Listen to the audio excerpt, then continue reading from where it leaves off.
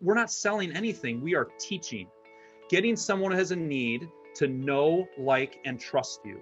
When you're creating content that truly helps, that is offering great advice and help, it builds know, like, and trust. Hey, Kyle, welcome back to the show. Thanks for having me, Spencer. Now, Spencer, we just went from talking about, a variety of things to saying, hey, we should start the recording. And literally you clicked recording and got immediately into, hey, thanks for being back to the show. You're a professional. That's how we do it around here, Okay. Well, as you know, I'm gonna hit people with that fancy intro later so I can tee you up, so they'll all already have listened to that at this point. Very good. Well, if you guys haven't heard Kyle before, you should definitely pay attention in this conversation and then go check out his podcast, and he's got some cool stuff going on. But Kyle and I go way back, and I always forget when it was, but it was probably like 2011, 2012, somewhere in there. Yeah. Does that sound right? We're just old married men with kids and receding hairlines, and we're just. You're not kidding. Yeah. It's a long time. Luckily, I guess this is just gonna be podcast. So me taking off my hat and showing I'm balder than Spencer. Yeah. For the YouTube listeners, they'll enjoy that. Yeah. But it's been a while. It's been definitely over a decade. Yeah. And we've been doing just some different conversations for different stages of businesses. And what I wanted to just kind of dig into today was really like, what are some things people should be thinking about from the start? And I think this will be helpful for those people that actually are listening that have a relatively new business. They just maybe took over a business and it's kind of a time to like reset. Or maybe you've had a business for a long time and you're like, dang it, I actually didn't do that. So I think the info will apply to most people, but really kind of looking at it through that lens of like, hey, if you're going to start a remodeling business today, what are the first couple of like moves that you should really make and make sure you get in place? Yeah. So we'll start with there of just what are those first couple moves, but I'll just want to add a few more things before I answer that question. Yeah. It is always a good question to ask ourselves, if you've been in business for 6 years or 12 years, of like, what would I have done differently then, knowing what I know now? Because oftentimes when you do reflect on that, there's still some of those things that you need to take more seriously, that you need to go back and kind of fix in your business, that you need some additional training on and systems on. So this is definitely applicable if you're listening to this and you're just getting ready to start, or you just started. I mean, this is right between your eyeballs. But even if you've been in business for a while, these are good things to be thinking about. So that first question of what would be your first couple of moves if you're starting a remodeling business, the things that come to my mind, and you'll hear me say this word over and over again, I think, as we go through a lot of these questions, is your numbers. Your numbers. You are starting your business not because you are a financial expert, you know how to read your P&L, you are just in love with job costing, and I want to start my business so I can dial in my QuickBooks. That is not why 99.9% of remodelers and contractors start their business. They start it because you are skilled and gifted at doing the work. Sometimes maybe even skilled and gifted at leading a team to do the work, but often you're just skilled at doing the work. So you're a skilled person when it comes to the trim work and the carpentry work or the plumbing work or the electrical work, but not necessarily on the numbers. So you're listening to me, who has been a business coach for remodelers and contractors for 14 plus years, who have coached hundreds of people. And my first piece of advice is you have to dig into the numbers. You have to understand why you charge what you charge. You have to understand the costs that go into doing the business. You need to get your QuickBooks or your financial P&L set up clearly right up front. And if you don't know how to do that, find somebody who does and set aside money to invest in that. So that's the first move, is really understand your numbers.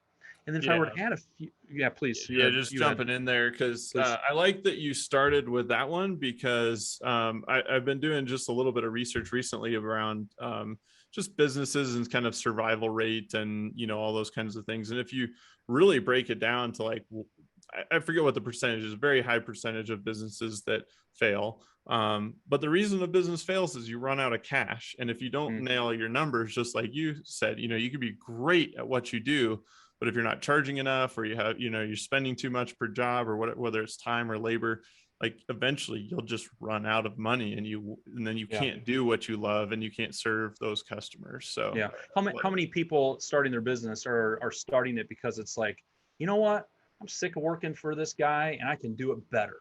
All right, you're starting this business with a lot of bravado.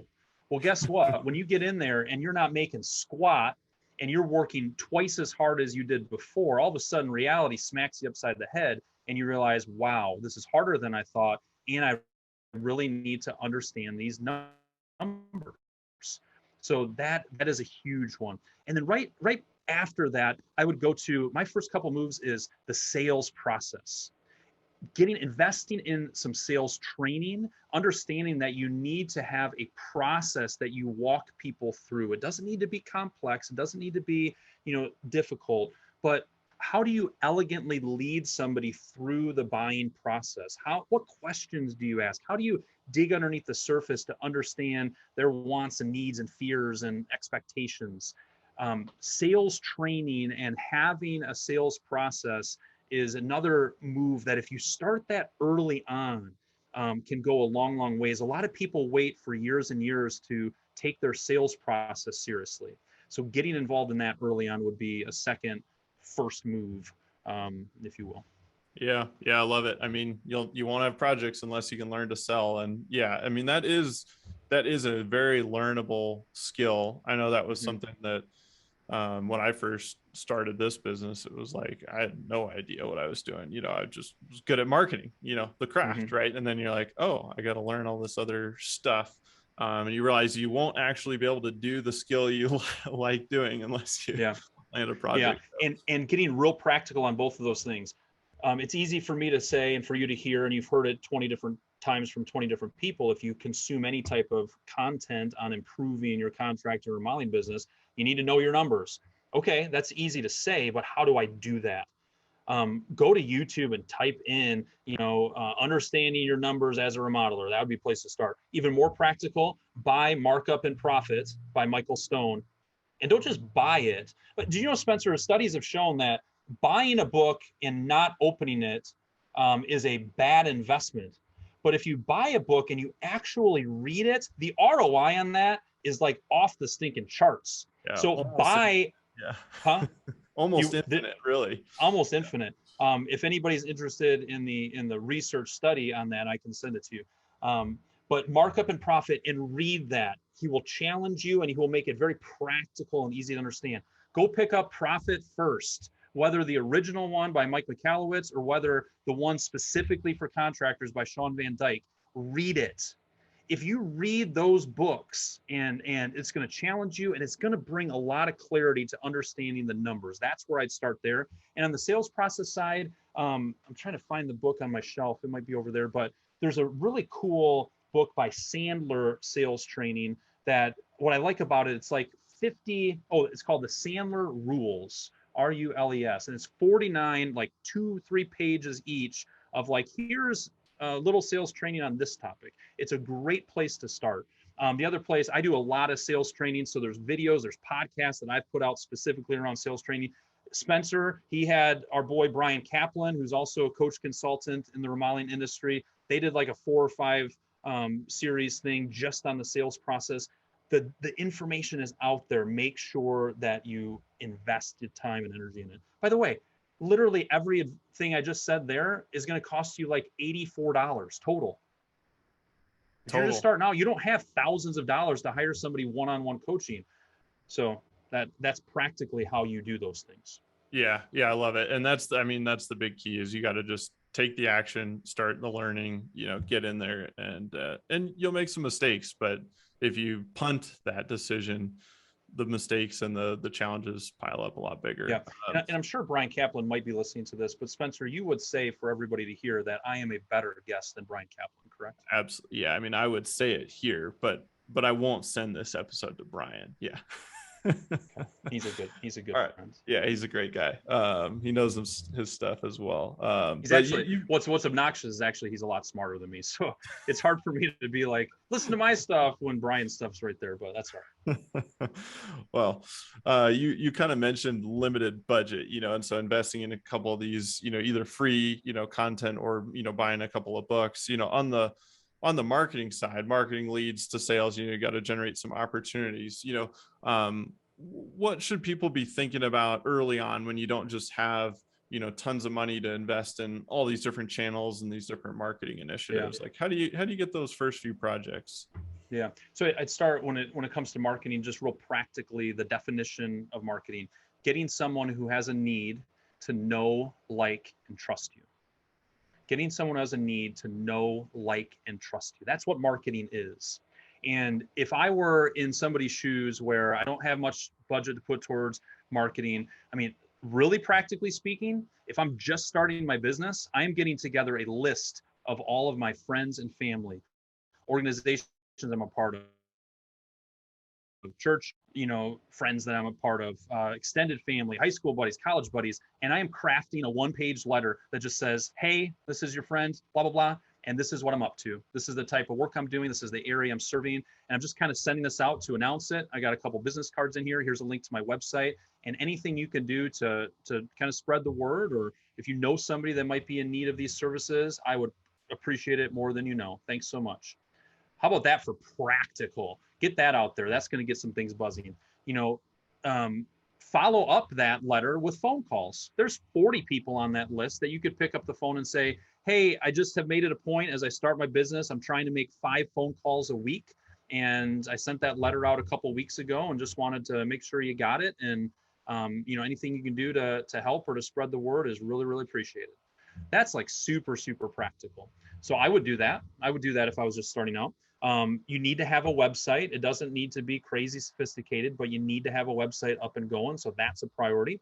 The other practical thing is I would go to BNI, Business Network International, bni.com or .org, and I would look for a local BNI chapter. I don't recommend this for all of my clients. Sometimes it's not a great fit. But if you're just starting out in business, what BNI does is it forces you to network each and every week. You go to a meeting at 7 a.m. on Thursday, at 12 o'clock on Wednesday, and you're in a room with 20, 25, 28 other business owners, and you're there to network. You're there to pass referrals. And it does a few things. One, straight up lead generation. 2, it helps you build know, like, and trust with a group of people who know a lot of people. And 3, it helps you refine your marketing message, your sales process, and it gets you to stand up in front of 30 people and talk about your business. And when you do that week in and week out, that is a skill that you develop and you learn, and you just get more comfortable around people. So that would be another thing I wholeheartedly recommend. Yeah, that's great. That's several actionable things. And what, for you guys listening, the thing that I'm picking up on here is like, hey, you're just starting. So a lot of these things are time-based, and they're, some will cost a little bit of money, but they're pretty low dollar, and as you start to scale up, you'll start looking at trading more dollars instead of time. But early on, I mean, that's really the way to go, unless you just have a bunch of seed capital and you're like ready to roll. But I would say that's small percentage. Yeah, then hire builder funnel. Yeah, exactly. Then just throw all your money at us. So. Yeah, I'd say one other thing that gets outside a little bit of the practicality is you have to realize, and I have to realize this as a business owner in 2020, 21. Spencer needs to realize this. All my remodeling clients, everybody needs to realize this, is that part of your job and part of your responsibilities as a business owner is you are a content creator. You're a content creator. You need to be thinking about creating content. So the other thing, if I'm just starting out and I got a little bit of an interest or knack in this, is I am recording videos and showing little things I'm doing on projects. I am always thinking about what I do that's unique and different. I'm writing up stuff. I'm taking a picture of a unique project and I'm posting it on my Facebook business page. And depending on how you roll, you might also put it on your personal page. But you think through, okay, I'm a content creator. What is interesting that I can document? Gary Vee says, document the process. just document what you're doing day in and day out, the type of work you're doing, this thing that you fixed, this beautiful, new floor that you just installed, these new countertops that you just installed. Take pictures of them, write some sentences. Get brave, get in front of a camera and say, hey, Kyle here with Kyle's Remodeling. What I wanted to show you today is a lot of times people cut corners when it comes to installing windows. And these are a few things that we do to make sure this lasts, for the years and years to come. Here's a little training and teaching on this. Talk about job site, cleanliness. Show your build clean system. Show, how you clean the job site. So things like that. That would be the other marketing related thing, is I'd start practicing and publishing content.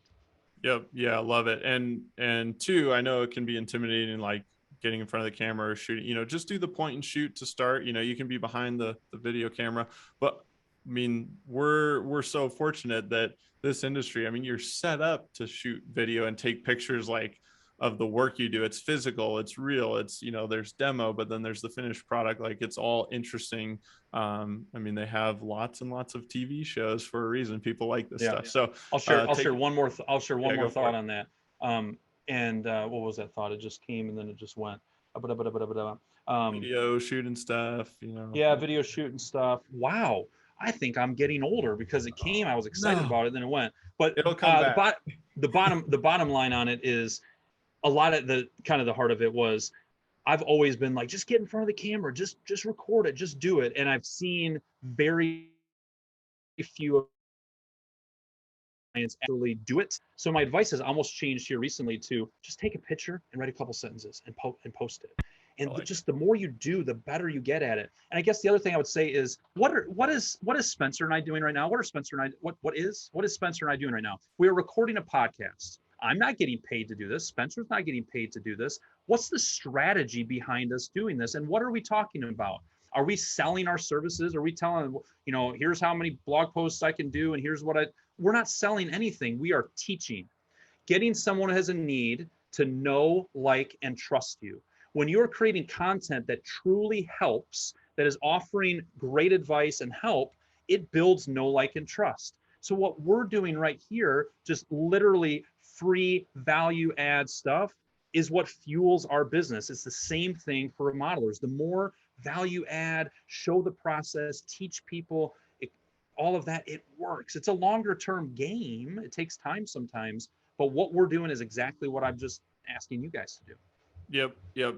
No, and I love it. You've always been good at practicing what you preach. So I often will do that with other books I read or people I follow that are, maybe some big name brands. It's kind of like, why are they doing what they're doing? And if you kind of just ask that question, then sometimes I go, maybe I should apply that to my business. Yeah, absolutely. Well, let's shift gears a little bit, because I think one of the most helpful things is actually talking about mistakes to avoid. I think putting some things in place to do it the right way is huge, but man, if you can just avoid a couple of big mistakes, even that can save you a lot of heartache. Are there anything that comes to mind, like, that people should just like, hey, don't do these couple of things? What if I answered that question and said, actually, Spencer, I thought about this and I have nothing. Can we move on to the next question? Would that be awkward?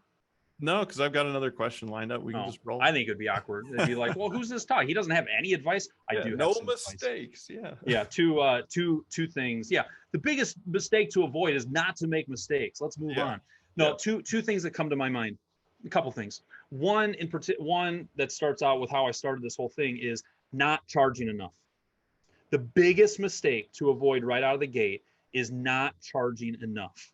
And what I have experienced as I walk people through understanding their financials, teaching them about markup, teaching them about job costing and profit margins, et cetera, is that like 90% of what you charge is between your two ears. It is so emotional and mental. It is so, can I charge that much? I heard so-and-so is charging less. I'm just starting out. I don't have the experience. There's a million voices in your head telling you why you shouldn't charge what you charge. Let's get rid of the emotion aspect of it. And number one, understand your numbers. When you're really grounded in, I need to bring in X amount per month or X amount per year, that helps tremendously.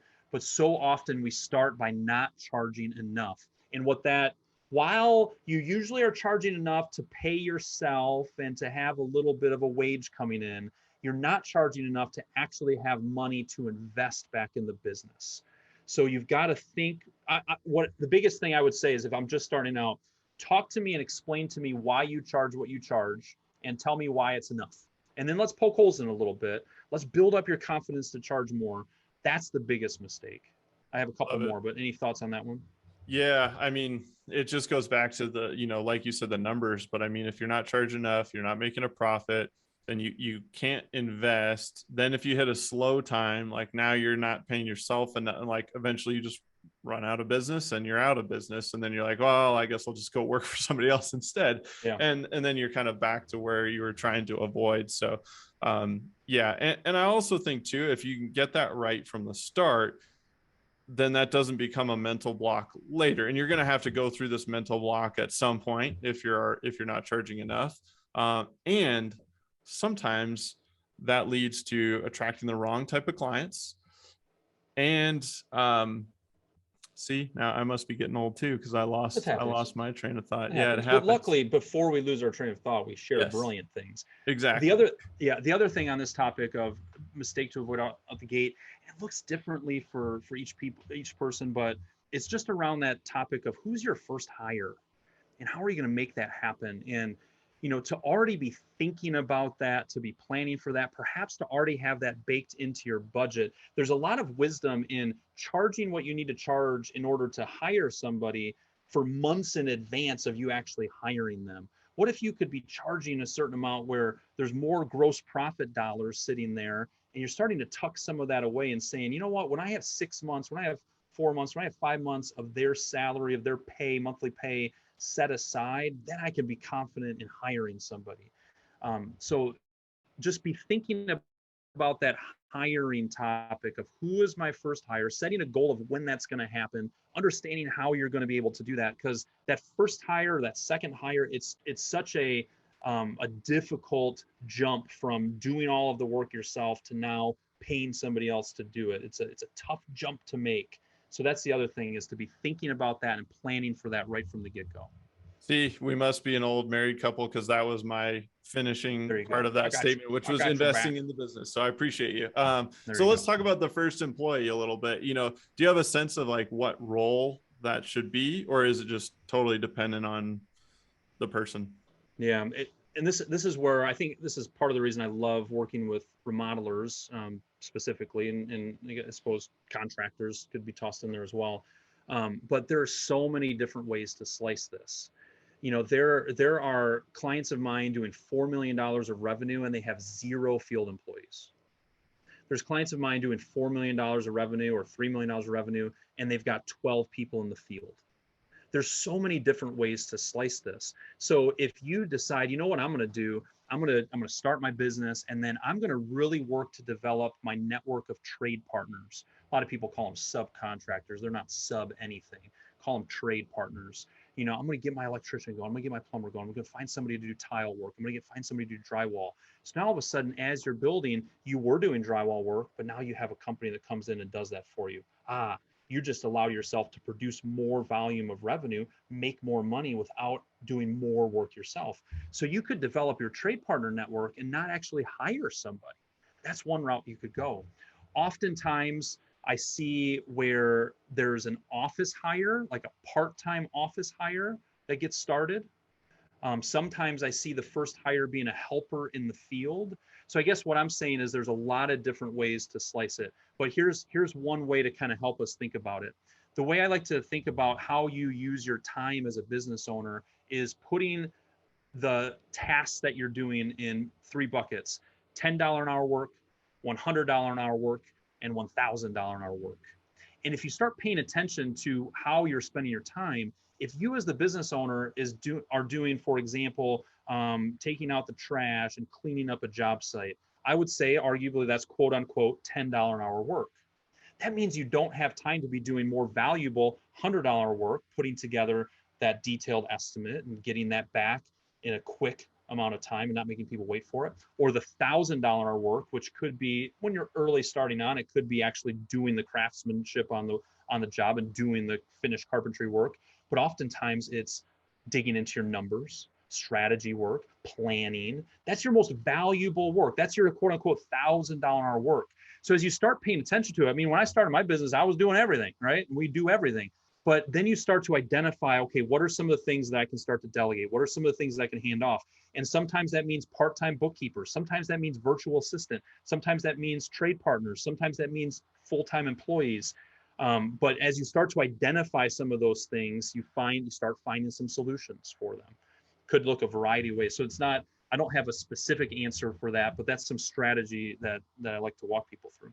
Yeah, I think that's a good framework for thinking through it. And I'll just share my take on it too. Is I've always felt like the sales side should be one of the last to try to delegate, and then potentially even just like I guess marketing strategy, or even like I think in a perfect world, content, especially like we talk about video, like if you're focusing all your time on brand and sales, like that's revenue generation, like all the other pieces can be trained and filled in, and that's not to say you can't outsource marketing or hire a salesperson or any of those types of things, but I think early on, like those are so critical to the success of surviving, that if you try to outsource those, like nobody else is going to care as much as you do, until you actually can do it and systematize it and then kind of outsource it. So yeah,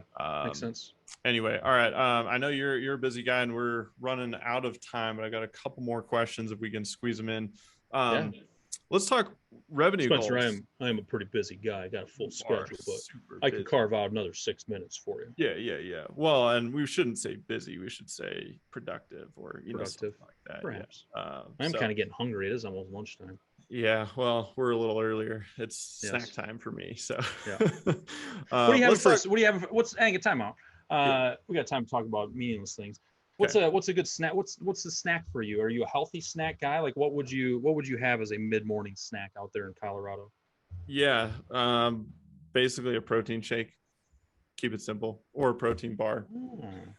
So Costco Premier Protein, 30 grams, 160 calories. I don't know the stats at all, but something like that. Yeah. For some reason, I thought you'd have an obnoxious answer like that. Yeah, I know. I'm annoying. But that's why people listen to the podcast, because they can just listen and be like, and they can just take all their rage out on the listening and then move on. And also, but part of it also is sometimes you hear that like, next time. That's what I love about going down rabbit holes. One, I just like going down rabbit holes, but two, somebody's takeaway from this, in amongst all the other things we shared, was next time they walk through Costco and they see that protein shake, they're like, crap, that would be a good idea. If I just bought that, and because Spencer mentioned it, it made me think of it, I could do that for my snack in the morning, or my, skip a lunch and drink that. And all of a sudden now I got some momentum going with my health. Yep, I find I have more energy for the business stuff, and I feel better. And I'm very much a routine person, so I have the same pretty much breakfast and snacks every day. If I can, it's the same lunch. It's Chipotle, and then a little variation with dinner. So people don't want to hear about your Chipotle love anymore. They've listened to you enough. They're like, he talks about it all the time. Jeez. The funny thing, I hardly ever talk about it on the podcast. So really? Has anybody ever sent you a Chipotle gift card in the mail? Sadly, no. Wow. Can people Chipotle, which all right, kind of the gift card of all gift cards, is coins. Interesting. So listen, Spencer works his face off doing these podcasts. You have listened. If you're listening to this, it means you listen regularly. You've gotten value from it. If somebody, here's what I'm doing actually. I have like 4 or 5 nice courses that I have that's got a lot of value behind it. Knowing your numbers, actually, how to charge for design and project development. If you send Spencer a Chipotle, am I pronouncing it right? You got it. Yep. If you're my son, it's Pochole, but he's Pochole. 2, so he's learning. Chipotle. If you send him a Chipotle gift card, Spencer's going to take a picture of it and text it to me when he receives it, and then I am going to send that person a link to all of my different courses, and you can select one. You can select the $1,000 one, and you're getting it as a thank you for listening to this, being somebody who takes action, and hooking Spencer up with, I'd say, at least $25. I Dang, would love for somebody to do that. that'll get me 2 trips. So Yes. I appreciate that. Yeah. If you're And listening to this, do that. It's fun. Let me preface that again. You know what else I would do if I was starting my business early on? I would do fun things. When you hear of somebody that has an anniversary, when you hear of somebody that has a birthday, when you hear of somebody that absolutely loves this, you know a great way to build know, like, and trust with a client is when you hear that they are a huge Detroit Tigers fan, you do something Tigers related for them. You hear that they love that restaurant. At the end of the project, you say, hey, here's a $50 gift card to Brighton Bar and Grill. By the way, my wife and I's favorite restaurant in Brighton, Michigan. See if somebody's really frisky and wants to send me something. yeah. You know, and I hand it to them and say, thank you so much for that. Little things. You read an article online of that client of yours' daughter who just made the all-state team in this. You're telling me you're not going to send them a quick note, shoot them a quick text, and say, hey, I saw so and so, just got on the all-state team. How cool! You must be so proud. That's so wonderful. You don't think that's building know, like, and trust and relationship? That's smart business. So do more fun little things like that. Okay. Genius idea. Yeah, I'll let you know when I get flooded with the gift cards, and you can get the courses out there. Okay, I love it. No, that's good. I like it. All right, let's move to revenue, because I feel like as humans we're creatures of comparison. I think, and that can be sometimes helpful for benchmarks, but sometimes really detrimental and kind of discouraging. So, are there like reasonable goals for first, second year kind of revenue, like if you're literally just getting started, or I guess what would you say to that person thinking, like, most people are like, I want to get to a million, and then it's 5, and then it's 10, and then you get into it and you realize it's not just a snap of the fingers thing. But I guess what would you say to kind of setting some initial goals? Yep. So I would say a few things. I would say, one, top line revenue means squat. Thank you. How much are you actually making in gross profit? Gross profit is total sales minus all of your cost of goods sold equals gross profit. And then you have all of your business expenses, non-job related. They're called overhead expenses. And then you have your net profit. What we care about is gross profit and net profit. Fast forward as you get this business going. I have clients that are a lot happier at 2.2 million than they were at 3.2 million. They're actually making a lot more money and have a lot less stress. Why do we charge? When a client says, I want to grow, my immediate reaction is, tell me why you want to grow. Because oftentimes it's just a vanity thing. It's just like, oh, I just want to hit that number. I just want to get there. That's not a smart, wise, strategic way of thinking. So I'm gonna answer this question by literally not giving an answer what your revenue goal should be. There's some super crazy ambitious people that might do $500,000 their first year. There's some crazy ambitious people that might be doing $1 million in the first 18 months. There's other people who might be doing 150,000 in the first year and be just fine and dandy and kind of slow as it goes. So my answer to the question is more grounded in, how much do you need to make this thing happen? You're starting your business. Guess what? Guess what the calculation I was thinking about when I started my coaching business. How do I replace the $42,000 I was making as a marketing and showroom manager at Long Kitchen and Bath Design? And how do I pull that off? That's what I cared about. Okay, what are my business expenses? How do I do that? That got me through. That got me started. That got me going. And then it's like, okay, let me set a new goal now. Let me set a new goal now. Let me set a new goal now. So start with what you need to make, and create a plan around that. Okay, if I need to make that much and I have these business expenses, how much do I need to sell and produce and mark up in order to make that happen? If you read page 46 of Markup and Profit, he'll show you exactly how to calculate your markup based on some of these things. So that's where I would go more. So I would say comparison, when you have a really established business and you've been in business for 10, 12 years and you've got your numbers kind of under control and they're kind of similar, comparing with peers at that point is really helpful. Comparing when you're early on is usually just fool's gold. So I would really recommend yes, you can dream about some numbers and whatnot, but ground it in, some very practical numbers to start with. Yeah. Good advice. Came full circle on knowing your numbers, but yeah, start with the end in mind, right? What do you need for year one? All right, Kyle, we're going to wrap up with our Fast Five. Before we do that though, how can people connect with you or learn more about what you're up to? Yeah, I'm about to change the old brand from what I've had for years of Remodel Your Marketing to Remodelers on the Rise. So I'm going to start putting that out there. Go to remodellersontherise.com. If you go there in the next little while, you'll see just mostly my podcast, which is fine. But in the coming months, you'll see kind of my full, what I do and how I do it and how I can help you. And I would also encourage people to go to remodelerscommunity.com. It's a free Facebook group. It's got over 1,000 remodelers in it, and it's just full of really good, helpful people. That is a great place for you to ask questions. If you're literally just starting your business, what an opportunity to pick the brains of people who have been there, done that. Everybody's very kind in there and willing to answer questions. So Remodelers on the Rise, look up the podcast and that website, and then remodelerscommunity.com. Yeah. And no BS. I mean, there's a ton of Facebook groups out there. This is probably the top one, or maybe it's in the top 2 or 3 that I've seen, but I would throw it out there and say it's the Spencer, top one.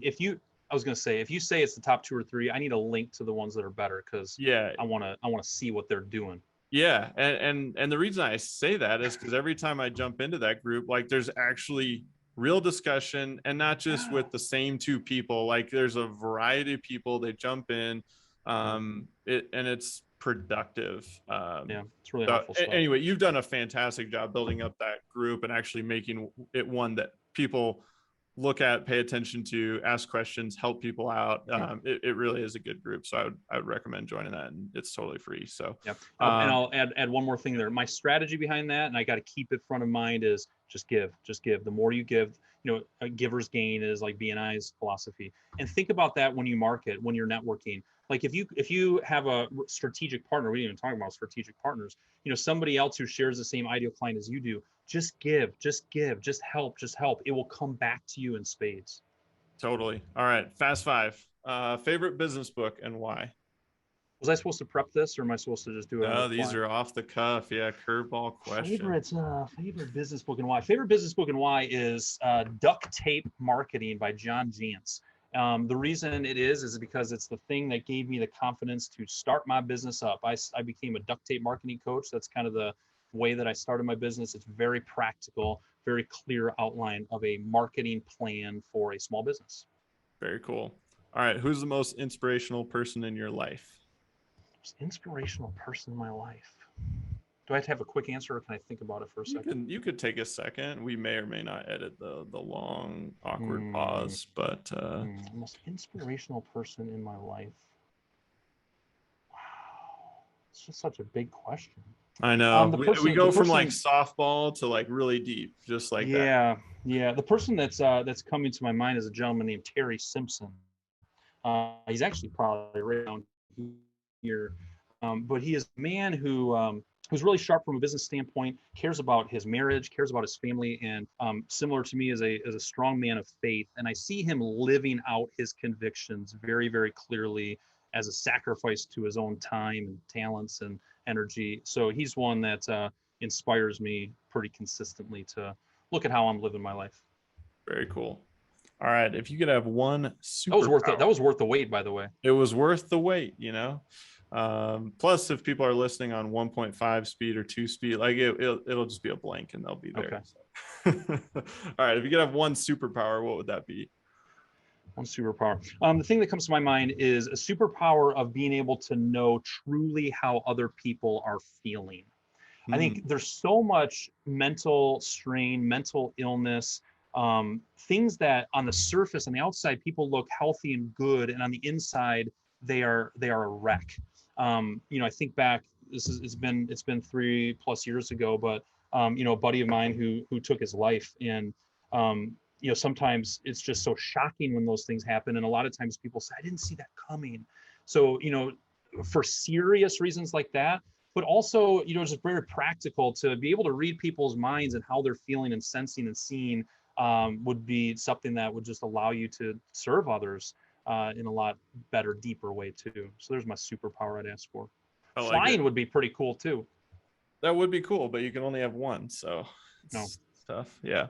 All right. Describe yourself in 3 words. Practical, empathetic, and fiery. Nice. All right. Final question. Feisty. Same thing. If you could leave our listeners with one piece of advice, what would that be?